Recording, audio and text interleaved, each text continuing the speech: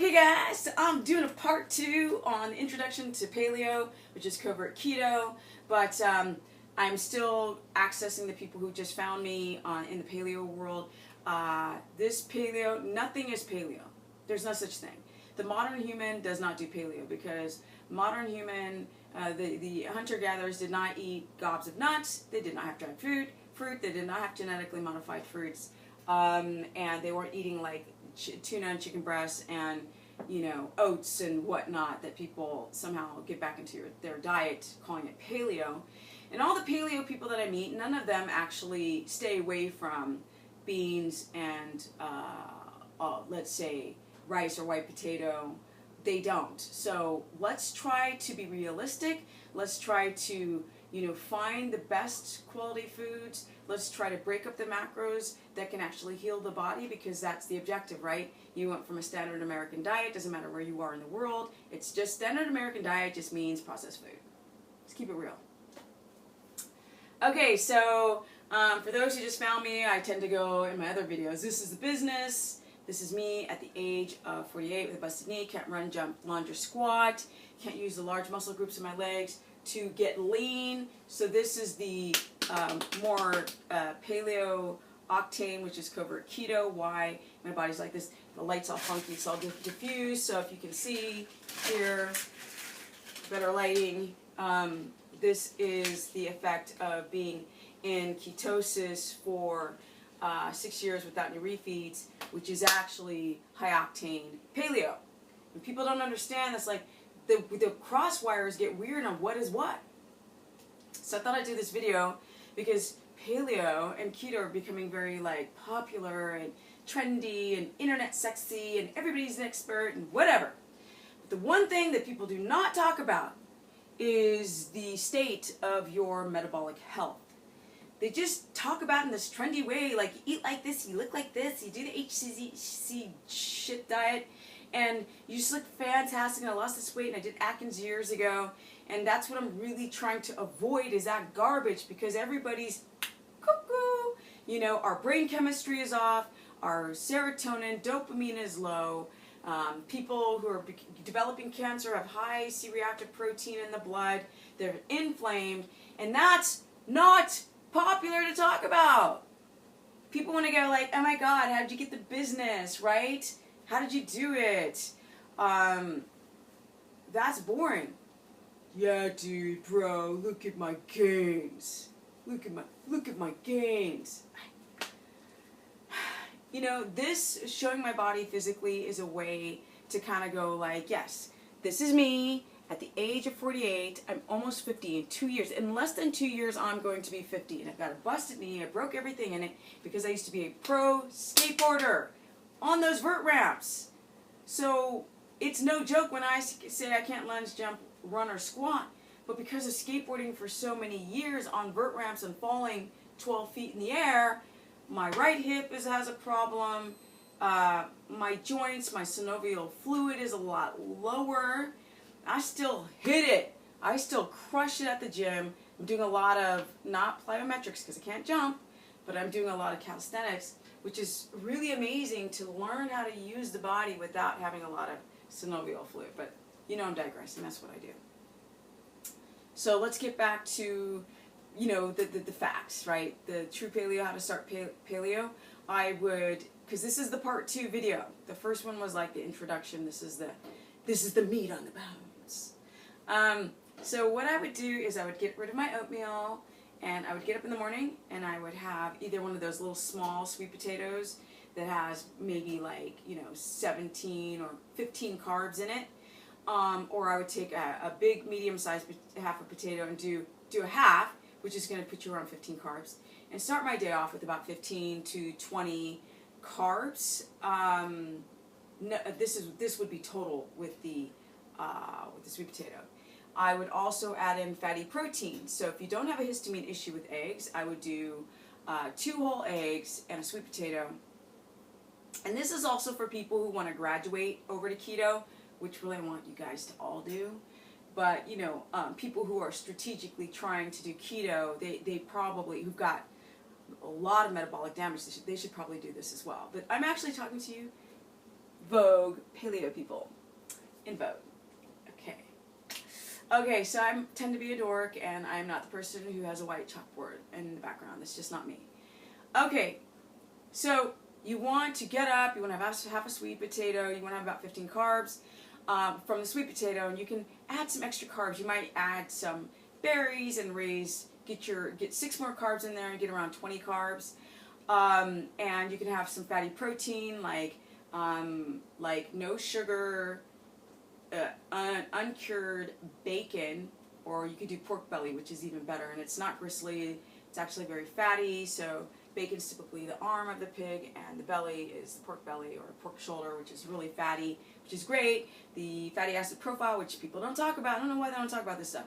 The fatty acid profile that is most beneficial to our immune system and our cellular repair would be high mono, then saturated, then poly combination of fatty acids, and bacon actually has the best profile for that.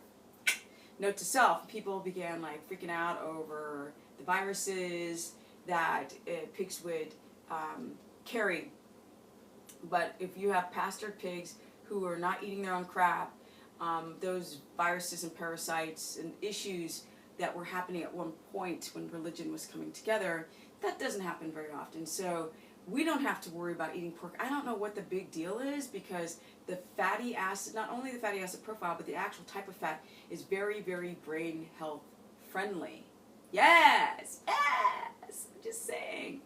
Okay guys, so if you don't want to do pork, because I just hear people complaining without me hearing them, then you want to do like probably about in protein grams, probably, because with paleo and keto it's the same about protein. I mean, for everybody, right?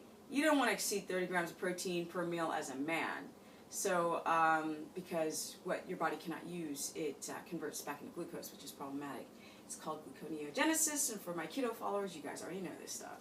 Alright, so, you want fatty protein. You don't have eggs? You got histamine intolerance? Take out the eggs. I do like 2 eggs.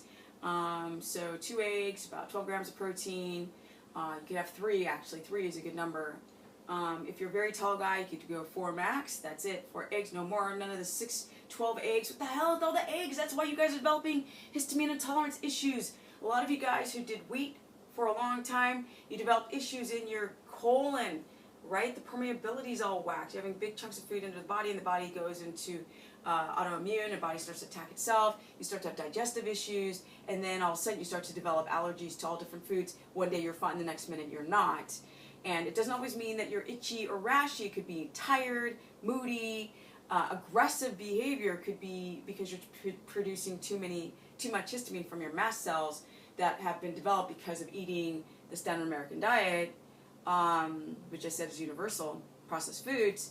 So we want to fix those issues, those allergens that irritate the body and create issues. So check this seed, check eggs. Check it. Make sure that you don't have an egg allergy, because eggs are a great source of the fat-soluble vitamins in the yolk. I actually care more about the yolk than the whites. The actual whites are where the allergens are. That's where you guys, when you have an egg allergy, it's mainly from the whites, because, you know, baby chicken trying to stay safe, right? That's another way of nature's evolution to protect the egg. When animals break into a freaking chicken coop, they slurp out the yolk because they're smart. They don't eat nuts because they become infertile. They get it. The phytates jack them up.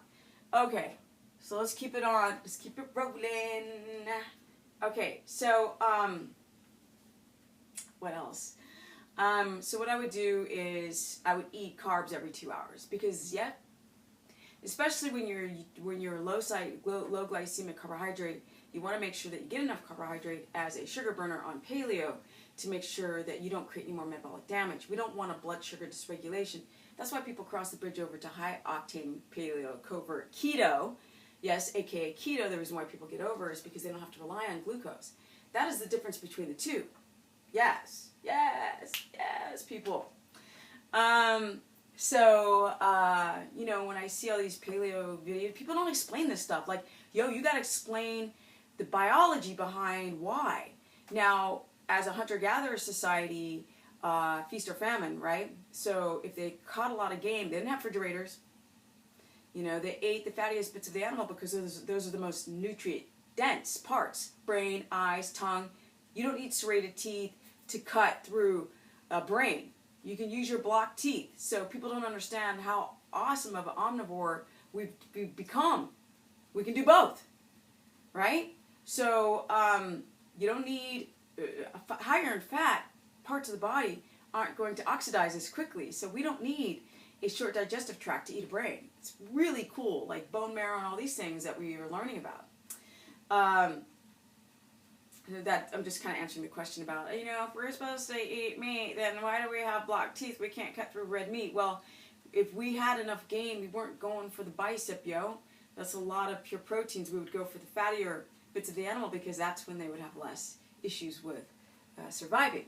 Now, mortality rates, people don't understand that this whole paleo keto thing is quite interesting because people have died mostly because living outside. If you ever watch the show Naked and Afraid, those people, like, they almost die because they don't get water in 3 days. So we're so subjective. When we're trying to think about the paleo diet, don't just think about the diet, think about the way that they lived. Because you guys have developed blood sugar dysregulation. And that is the end-all be-all to all of your issues. Tired, fibromyalgia, endometriosis, polycystic ovarian syndrome. Guys, you've got low T. Women, you're estrogen dominant. We have to deal with all the chemicals. We have to methylate. We have to detox. The detoxification of our highways, our liver, kidney function works together.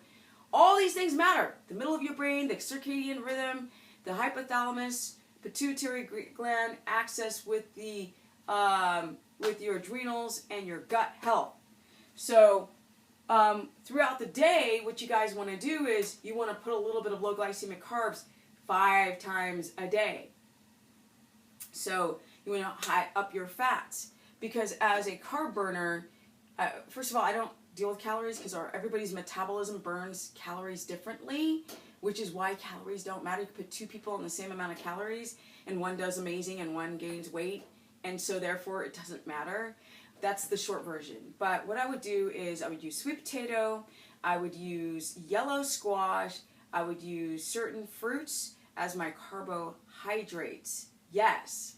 For those who want to bring in a little bit of white rice, yes. The brown rice, the shell has a lot of plant toxins in them.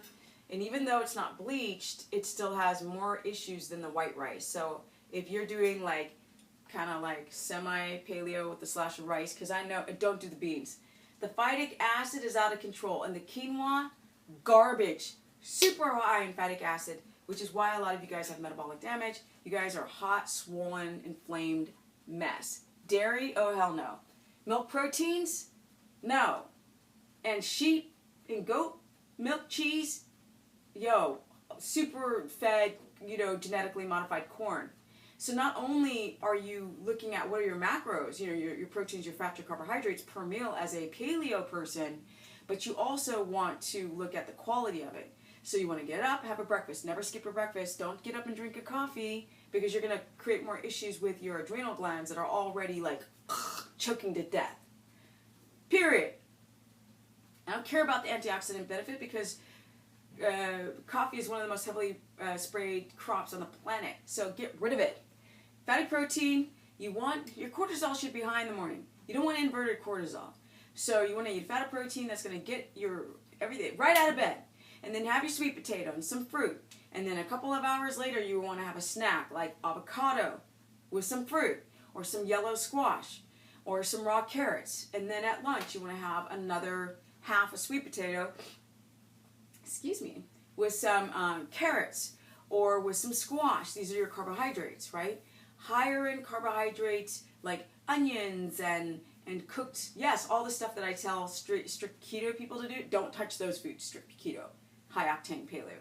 But this is a graduation. You want to have your carbs around 100 to you want to get it down low as 70, and you want to time those carbs around literally how long it takes to digest them.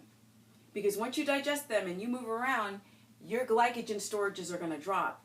Dinner, have a fatty meat, carb, fat. Avocado, olives, coconut oil, meat, fats. Have it in every main meal. And not have your snacks be nuts and dried fruit. Have your snacks be carrots, squash. Things that are going to burn slower through your system because